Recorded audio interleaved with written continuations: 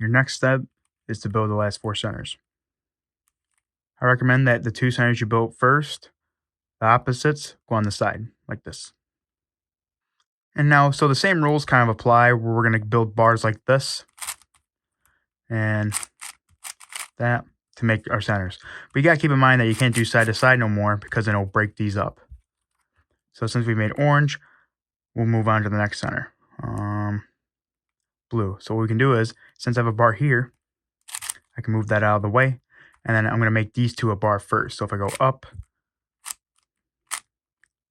makes a bar, and then we don't want to break our orange center. So I can go up like this, do a U2, and go back down.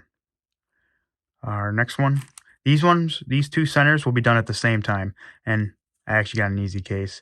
So just kind of be solved like that. If you don't get that lucky, there's cases that look like this. What you can do is you can do soon if you know it.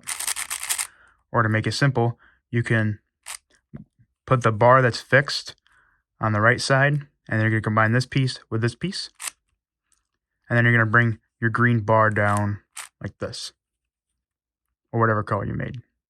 You can get a case that looks like this. We're just going to build the bar on top here. So, for example, this will be the green center. So I'm just going to connect these 2, RU, R prime. And then I can just do RU2, R prime. Keep in mind while building these centers, every R or R2 move you do, you gotta do an R2 back or an R prime back down so you don't mess up the rest of your centers that you've built. And one more thing to look at is the color scheme on a puzzle, because all these puzzles are kind of the same. So when you go to build your centers, you gotta make sure they go green, red, blue, orange, if the white's on the left side. So for example, I got my white here, green, red, blue, orange. Because you can have a case sometimes where it looks like this, or the 2 opposites are together. So just be careful of that.